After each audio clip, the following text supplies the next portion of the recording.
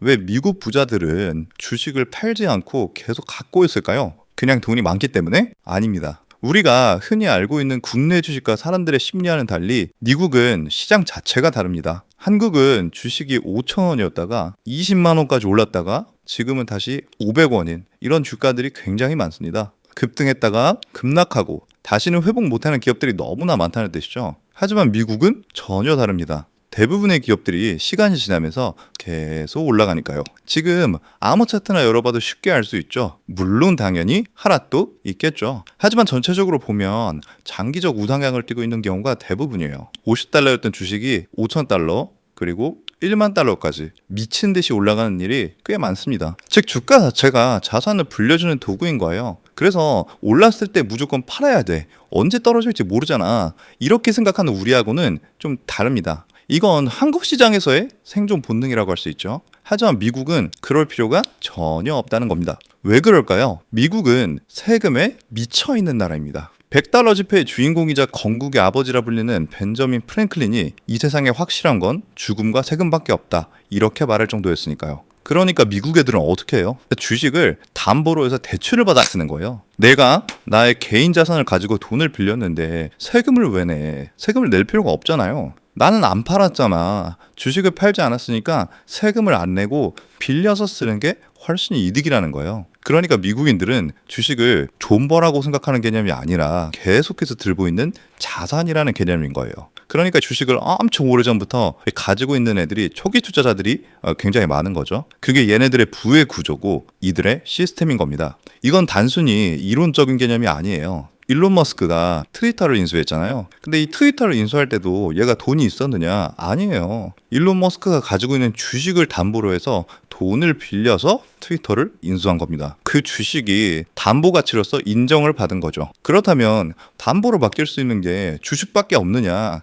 그건 또 아니에요. 세계에서 가장 부유한 래퍼 1위를 차지했었던 제이지, 유명하죠? 제이지도 유사한 방식으로 자산을 불렸어요. 제이지는 자신의 브랜드, 지분, 레이블 등을 담보로 해가지고 대출을 받아서 이걸 현금처럼 사용해서 2023년에 캘리포니아의 자기 집을 2억 달러, 그러니까 하나로 약 2,800억 정도에 샀어요. 이런 방법을 활용해서 억만장자들이 활용하는 전략이 뭐예요? 주식을 팔지도 않고 세금도 피하면서 현금은 계속 쓰는 방법. 그게 바로 buy, borrow, die 전략입니다. 가장 먼저 buy, 우량주를 사는 거예요. 팔지 않을 생각으로요. 그러니까 이건 투자가 아니라 자산 매입에 가깝죠. 그러니까 가격이 오르든 말든 우리는 어차피 안 팔 거잖아. 그러니까 이건 존버가 아니라 그냥 계속 들고 있는 자산인 거예요. 그 다음은 뭐예요? borrow. 내가 가진 자산을 담보로 대출을 받는 거예요. 그래서 내가 테슬라 주식 100억 원어치를 가지고 있다면 이걸 담보로 은행에 수십억 원을 빌리는 거죠. 당연히 이때 세금은 없겠죠. 내가 판 게 아니기 때문에. 그리고 마지막은 die. 이 전략의 완성입니다. 사망했을 때 상속이나 자산 이전 과정에서 일정 조건을 만족하면 기존의 미시전 이익에 대한 세금이 거의 사라지거나 아예 면제되기도 해요. 그래서 주식을 팔면 세금이 붙는 특징을 역이용해서 평생 세금 한 푼 안 내고 자산을 굴릴 수 있는 거죠. 아니 그렇다면 내가 담보로 한 주식이 엄청나게 폭락해서 떨어지면 어떡해? 이런 의문이 들 수도 있죠. 또 한 가지의 재미있는 일화를 들려드릴게요. 워렌 버핏 알죠? 워렌 버핏. 우리 투자를 하는 사람들 중에서 워렌 버핏을 안 들어본 사람은 없을 겁니다. 다들 알 겁니다. 워렌 버핏은 거의 매매를 하지 않기로 유명한 투자자죠. 워렌 버핏이 월스트리트에 헤지 펀드하고 내기를 했던 유명한 일화가 있습니다. 버핏이 나는 아무것도 안 하고 S&P 500 지수만 추종할 테니까 너희들은 원하는 대로 종목 사고 팔고 해라. 누가 더 수익률 높은지 보자. 그렇게 붙었습니다. 둘이. 결과요? 10년 동안 월가의 쟁쟁한 펀드 매니저들 다 발라버립니다. 그냥 가만히 사고 냅두기만 했는데요. 그러니까 이건 단순히 우연이 아니에요. 미국 주식시장은 기본적으로 장기 우상향하는 구조라는 사실이 명확하게 밝혀진 거고 워렌 버핏은 그걸 그대로 실천한 것뿐입니다. 단순히 보유만으로도 시간이 수익을 만들어내는 미국 시장의 구조를 엿볼 수 있는 얘기였죠. 최근에 미국 나스닥이 신고점을 갱신을 했어요.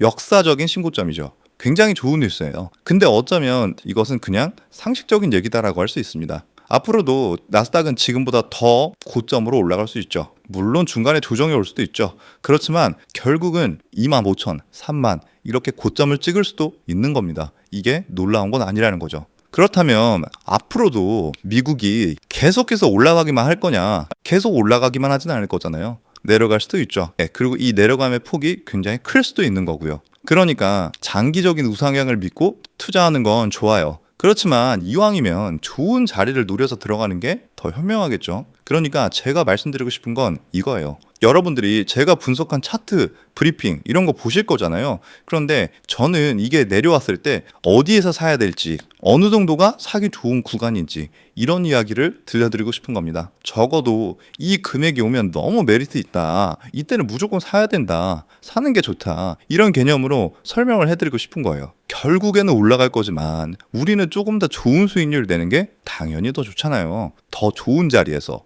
여기서 사는 게 아니라 여기서 사는 게 좋은 거죠. 우리는 좀 더 좋은 자리에서 시작을 하는 게 당연히 좋잖아요. 그래서 적어도 기술적 분석을 통해서 언제 사야 될지, 어디서 사야 될지 타이밍을 노려보자라는 겁니다. 팔지 않는 전략이 중요하듯 들어갈 때 어디서 사야 되는가도 매우 중요하니까요. 좋은 타점이나 좋은 자리에서 사는 방법이 뭔지 궁금하신 분들은 아래 고정 댓글을 클릭해주세요. 현재 대한민국엔 경제 문맹이라는 별명이 있죠. 저도 그랬고 모두가 그렇습니다. 저는 그게 싫어서 맨 땅에 헤딩하면서 직접 파고든 거고요. 여러분들이 조금이나마 깨달음을 얻는데 제가 도움이 되었으면 좋겠습니다. 학교에서 가르쳐주지 않는, 그리고 뉴스에서 알 수 없는 그런 실질적인 경제 이야기가 듣고 싶으시면 구독을 눌러주세요. 감사합니다.